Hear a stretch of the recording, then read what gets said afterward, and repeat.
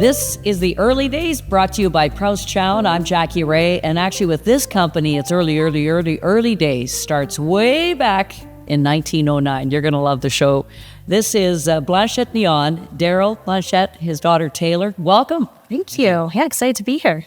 I grew up in St. Albert, born and raised, and I remember going down St. Albert Trail and going to Grandma's on Sundays, and we'd always drive by Blanchett Neon. It was always so well lit up. That's the business, isn't it? Yep. Yeah, we moved there in 1969. So when it was actually a gravel road. So it was way out in the sticks. The other part, there was a go-kart place somewhere nearby, if I recall as well. But yeah, we were way out in North Edmonton. And a lot of people remember those times. We actually still have people, because we have a clock on our pylon sign. And people used to call us that back in the day, saying your clock is 5 minutes early, 5 minutes late. That was way before cell phones, way before there was clocks in your cars. And so clearly the sign works. Let's talk, first of all, I guess, about your grandfather, George, who started the business, born in 1909, had obviously an entrepreneurial spirit. Yeah, and obviously I know him from a different perspective. Taylor had never had the opportunity to meet him.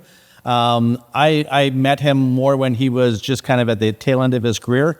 And he ended up passing in 1983, but very entrepreneurial, very much of a craftsman. It was really, we actually still have some of the cabinets that he built in the shop still to this day. So he was very talented. He was a talented artist. He painted things. He was just multi-talented that way. And yeah, I like to take some of those traits from him. 1949 is when he first started Blanchett. 47. 47. Yes. Start. Yep. Thanks for the correction on Blanchett Neon. So that would be your grandfather. So what was your first memory of your granddad, Keith, when he took over the business? That's a great question, because I think for me growing up, all of my memories in the business are interacting with Dad specifically. Is that obviously my grandfather, Keith, retired back in 99. So pretty young then still. I remember his retirement party vividly. But other than that, all my memories are kind of hanging out the shop, going and visiting Dad, going and riding. The joke always was we rode the ride in the back shop. We had this lift that went left and right, up and down.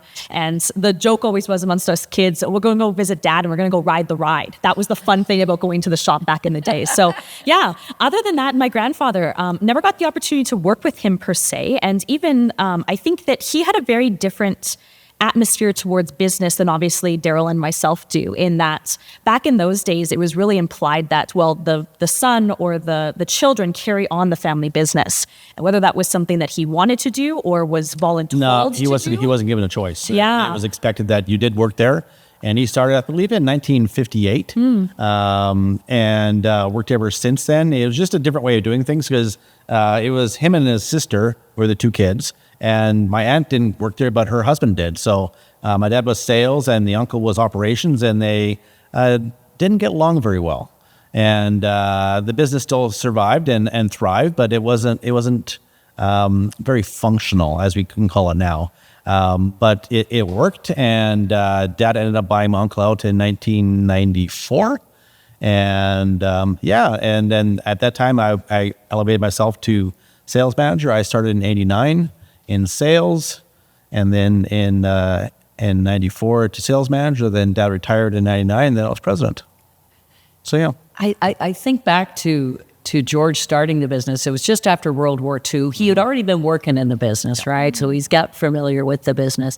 Intrigued why suddenly he decided, okay, I'm going out on my own, or is that why the timing was probably pretty peak coming out of World War II? Yeah, I would. That's a really interesting question. I don't know that answer. And you look at, you say about that, I go back even further. We have some pictures of him. He was born in England, and we have some pictures of him being a semi-professional goalie in England. So that's obviously way before masks. So there's 12 people on this team, and he's one of them. And so he was very talented that way too. He was very talented in trap shooting. Him and my dad were very talented. In fact, my dad went to the Olympics in trap shooting.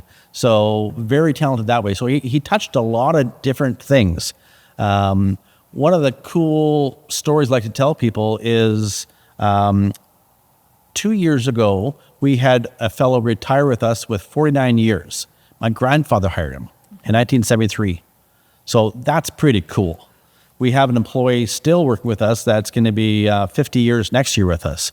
And again, same story. He knew my grandfather when he was working with us. So a lot of pride in that. Oh, there would be. And Taylor, now as you look at the business, what do you employ? Who do you employ? If you go walk into Blanchett Neon, obviously there's the guy that makes the little neon signs, but there's got to be a lot more to the business, obviously. Yeah, and that's what I love so much about it. So we were chatting right before we started here on kind of my history. And the joke that I always say is I never wanted to work for the family business. I knew what Dad did. I knew he was passionate about it. And it was never even a conversation that we really ever had, short of when I was finishing up school. And we do a lot of work on the corporate side for TD Bank, for ATB, Service Credit Union, and others. And so Daryl was managing the TD program and had the need for a spreadsheet person, somebody to kind of keep him organized. And I was kind of finishing up some of my schooling at that point and said, you know what, I'll maybe give this a try to just manage the TD program. And it just spiraled from there in terms of, and to your points, the breadth and width of what our industry can employ is what interests me so much about it. We are really, our industry, and for us in particular, Blanchett, we are a turnkey provider.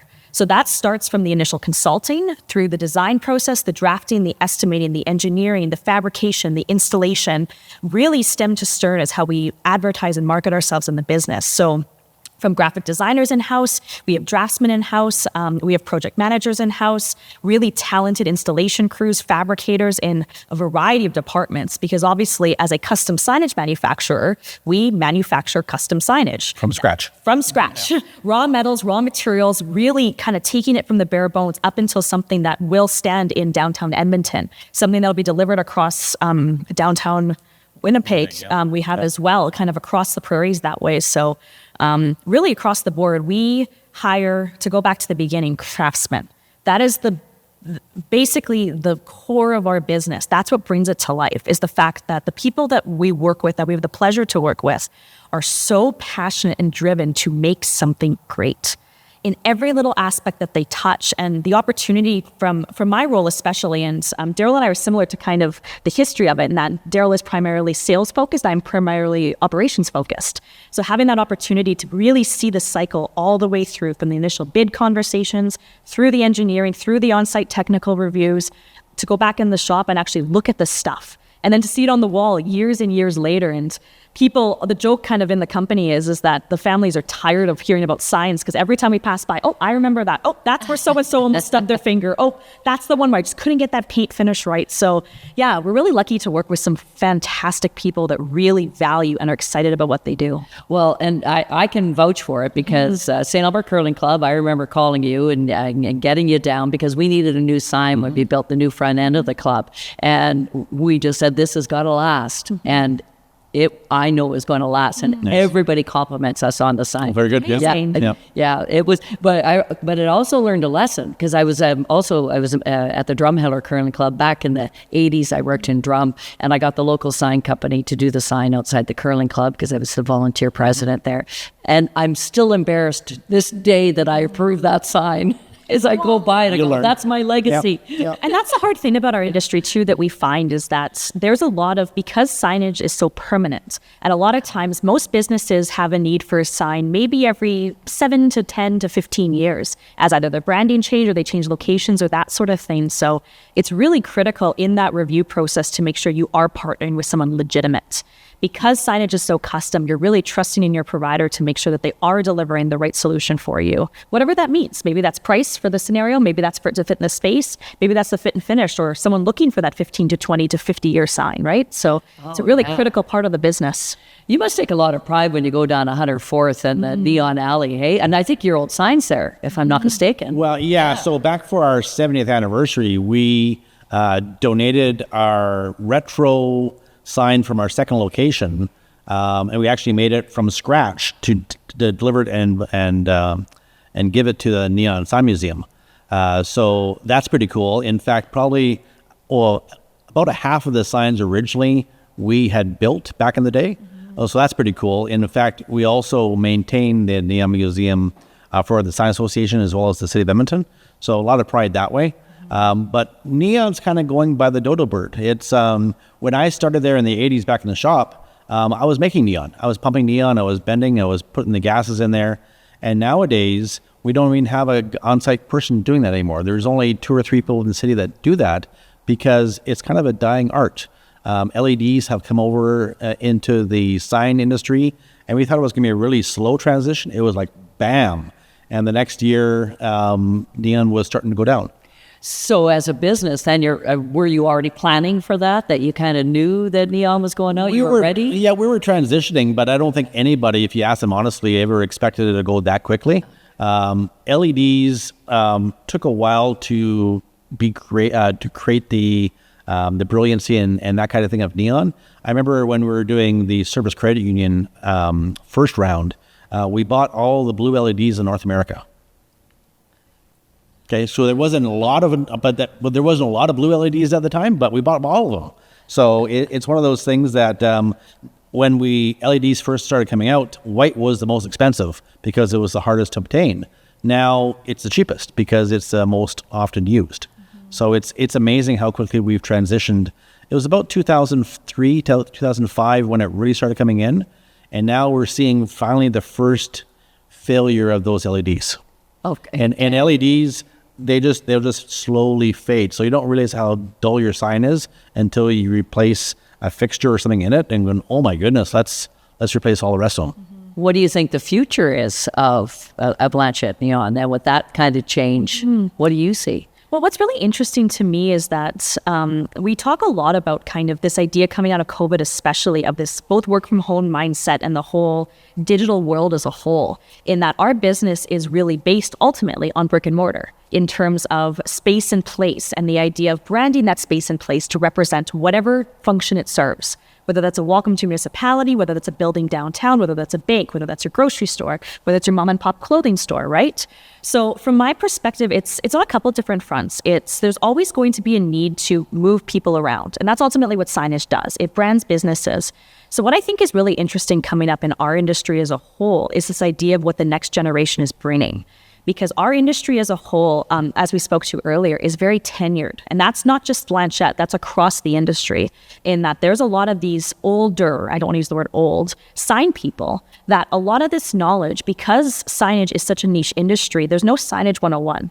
We can't go to school and learn how to be a sign maker like you could an electrician or a welder or a plumber. So a lot of this knowledge is really known through either experience or through word of mouth. So what's really interesting in our industry as a whole is this idea of that transition period to the next generation and what people are bringing to the table across organizations in terms of new talent, new ideas, new ways of doing things. Technology-wise, I think you just got to ride the wave. What's going to come is going to come. You can kind of stay up to date with things like electronic signs or really cool RGB or color changing lighting or really innovative thin products that you can illuminate in a really effective way. There's always going to be something. And it really comes down to, I know we brand ourselves as signage experts. So we are the ones that you come to and we will work with you to find a solution, whatever that looks like. Yeah, and what your budget is. Whatever your budget is, whatever your needs are, and being able to kind of service some of the smaller companies all the way up until the TD Banks of the world and the Sobeys and Safeways that we're fortunate enough to work with. So it's hard to answer that because there's a lot of things out there. And as a custom provider, ultimately, sky's the limit. I think back to everything's old is new again. You wonder, will the neon come back again? I know we've approached you for CFCW because for our 70th anniversary, we want to get it, because in Cook County Saloon, you guys did neon signs for us for years to put in the saloon. So you wonder, will it come back around? Hard to say. My guess is no, because it's one of the good things with neon is it's raw and it's bright. One of the bad things is it's high in maintenance and it's becoming more and more expensive.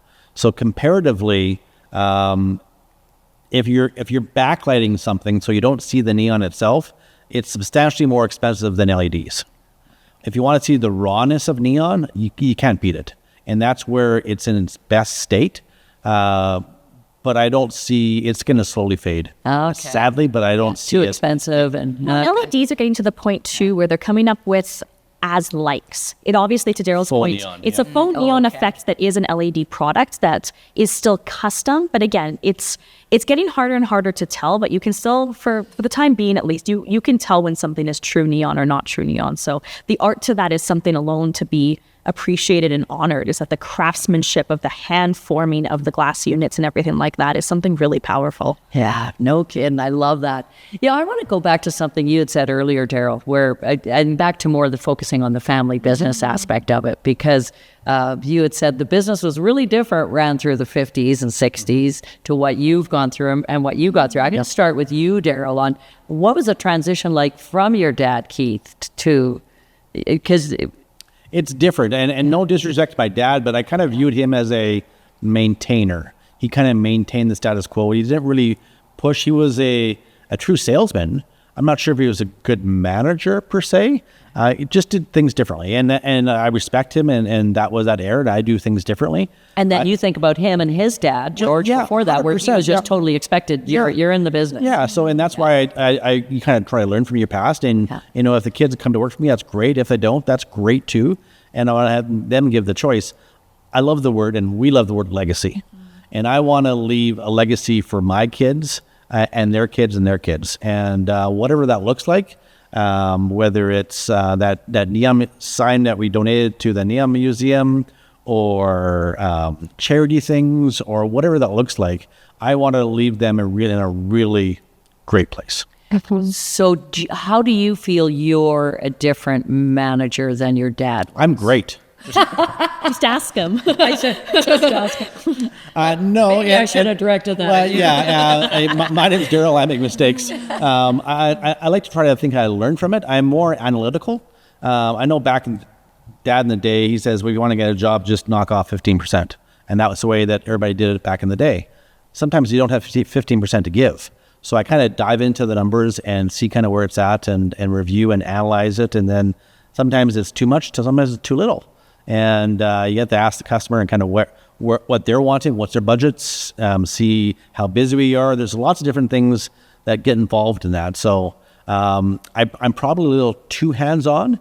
I get in trouble when I talk to the guys on the floor, and I shouldn't be talking to the guys on the floor because I volunteer some things sometimes. But like some of these guys that we work with, we've been working with each other for 30 plus years. I've been there for 35 years, and there's 4 or 5 employees that have been there longer than I am. So it's like a family, and like we're together more every day than families are.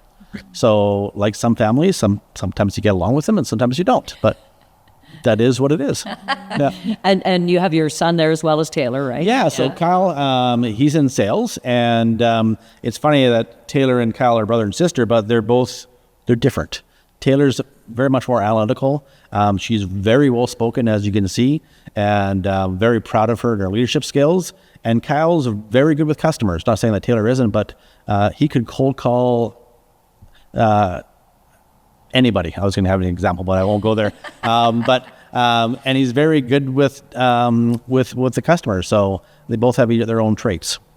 So now for you, Taylor, coming into the family business, I already see a change because you call him Daryl and not Dad. Mm-hmm. And I guess that would be kind of weird around Dad. Well, yeah. It was intentional when I first started, because that's one of the biggest things that we talked about when I first started, is this idea of Daryl and I are very similar in that he knew what struggles he had coming into the family business, and that, it's Keith's son. It's Daryl's daughter. You're already held to a higher pedestal. And for myself as well, it was both my age and my gender. So that was something in terms of, even to this day, we are primarily construction manufacturing based, and that is primarily a male-dominated industry. So I know for me coming in, it was a conscious decision right off the bat where I could almost feel people hesitating, referring to him when speaking to me. Your dad, your father, Daryl, no, sorry, I mean your dad. And so it was something I led with, just to kind of start that transition process. And it also helped kind of differentiate that, yes, that relationship exists, no one's ignoring that, but also kind of getting ahead of it in terms of, it was really important to me that I can stand within my own power in my role, in that I'm not just here based on my name, I'm here based on merit. And that's something that I've been really proud of my career to date. I've been with the company just over 10 years now. And from my standpoint is that every kind of step that I've taken along the way has been through trial and error, through school of hard knocks. I was kind of called it the other day, in terms of, like we mentioned before, like there's no school for signage. There's the only way you learn this is by touching all kinds of projects, having all kinds of projects go wrong, and learning from it ultimately. So yeah, Daryl and I are, we complement each other well in terms of our skill sets are different, but in a way that we're able to kind of coexist, cohabitate. It's scary how often it's similar to things alike. Well, and also touching, and our interests and our talents lie in two very different parts of the business, which is really complementary to one another in that I really focus within the operational side. So that's project planning, that's on the execution, production priorities, all that kind of stuff, in a way that we're able to kind of really see the whole process in a way that everything across the organization is covered accordingly. But in a family business, what do you do when he drives you nuts? I tell him. And that's where things have been interesting in that we have, I have a third sibling who actually isn't with the organization, and we'll have family dinners. By choice, yeah. And she's doing her own thing and succeeding in so many ways outside of the company. But there'll be jokes in terms of, can we just not talk about signs for once in terms of that kind of stuff? Because our business and personal relationship have never been separated. It always kind of overlaps one another, and it sits on top of itself. Well, and there's another layer is we all go on vacations together. Yes. Still. Like we're going on a cruise here next month, and we go camping all together, and we truly love each other and enjoy each other's company. Yeah. Does she frustrate me sometimes? Yes. And likewise in both ways, but we're pretty tight. So I'm really blessed that way. Well, and especially with a company that I can tell you both are very proud of, and the product that you put out, and that, if your goal as a family is legacy, you're obviously nailing that. Well, yeah, and in fact, some of the people that we deal with, Mark McFarland from Coleman Construction, his grandfather did work with my grandfather, his dad with my dad, and he and I, and it's really quite cool. And those kind of legacy points, we had an opportunity to speak at the Chamber of Commerce. Small Business Week. Small Business Week, and they had Kyle Taylor and I as panels, and they asked us questions about how that whole dynamic as well. And it's unique, and it's not common that we all like each other and get along, and plus go on holidays together. We don't know what the trick is, but it seems to work, obviously. Yeah. And I'm really bad at math. So what anniversary is this? 1947? So this is our 77th year. 77th year. Yeah. Crazy, huh? You ever think about that, though, too, the pressure that comes with that? Well, what's really cool is that we've done the statistics in terms of the real drop-off of family businesses is typically with the third generation. Yes, it is. Past that. Yeah. So in terms of it's smooth sailing from here on out. And what we're really fortunate for is that the joke I always say is we're successful in spite of ourselves. And I keep obviously we're doing something right. It's hard some days to kind of put our finger on when all you live in is kind of the challenges and the struggles you go through. But it comes down to basically your core values and your core focus. And ultimately, we have a lot of people, ourselves including, that just love what we do. And if you've got that clear vision, you've got the clear kind of strategic direction behind it, is that it's easier to feel than you think, but it's also a really good starting point. Well, and it's also the do unto others thing. Like it's treat people with respect. If you messed up, own it. If it costs you, own it. Because it's what's in here that counts, right? Mm-hmm. Yeah. And even with from charity events, we took the kids down. I don't know how old you were the first time I went down to Mexico, but ended up building a house with YWAM, or with Homeless with a Mission. Ended up building a house for a pastor and his family in Mexico. And what a great experience to bring my kids, who were 6, 9, and 12, I believe at the time, and they were hammering along with all the locals, and just what a great thing. And those kind of things are so rewarding. And again, the legacy piece is how can we pass those kind of skills onto the next generation. And at the end of the day, Blanchett Neon, wonderful product. Mm-hmm. So that's why you have happy customers. Well, but it's also around, right? And you're a great team of people that produce that product. 100%. It is because of the people. It's not because of us. It's because of the collective. And we have to realize that, because some people's it's my ego. It's my name on the board, and you'll do it my way. No, because we all make mistakes. We're all trying to learn from each other, and we try to get along. Well, the early days is really early this time around. 77 years, pretty impressive. Taylor, Daryl, thank you so much. This has been awesome. Appreciate it. Very much, yeah. My pleasure.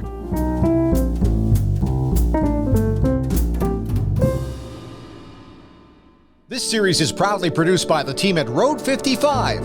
Road 55 creates content that connects. For more information, check our website, www.road55.ca.